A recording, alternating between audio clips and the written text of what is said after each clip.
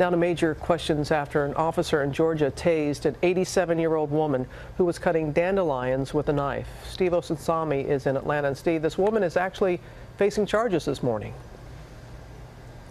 It is. This is a misunderstanding on so many different levels. She's not only facing charges, but she has a court appearance next month.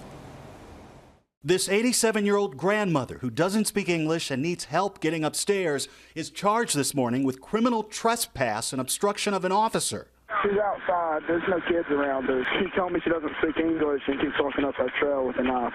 A worker at a Boys and Girls Club in Chatsworth, Georgia, called police Monday after seeing her walking with a knife in a field on their property. It turns out she lives across the street and is from Syria. It was a steak knife, and she was there picking dandelions, which her family explains was meant for a salad for her husband. Police say she even had a bag full of cut weeds. Even the worker who called 911 said she wasn't threatening. But she came out at someone with a knife, though, right? Or did she just have it? Okay. The knife onto the property. It's in her hand.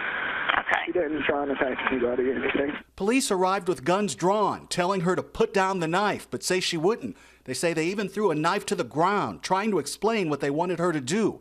When she kept walking towards them, they shot her with a stun gun. The police chief was there during the incident. Deployed the taser rather than using deadly force. He says his officer acted appropriately. Her family says at her age, the shock could have killed her. She's recovering, still a little shook up, a little sore from what she's, gone through.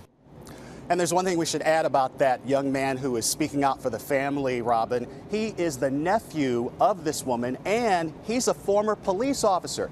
And he says while he understands why the officers used their taser, he wishes they had used a little more common sense. Yeah, thanks for bringing that up, Steve, very much. Yes, the nephew said procedurally the officers did the right thing, but it's kind of like being aware of the circumstances, and maybe it was a little sometimes everything is not exactly by the book. Hi everyone, George Stephanopoulos here. Thanks for checking out the ABC News YouTube channel. If you'd like to get more videos, show highlights, and watch live event coverage, click on the right over here to subscribe to our channel, and don't forget to download the ABC News app for breaking news alerts. Thanks for watching.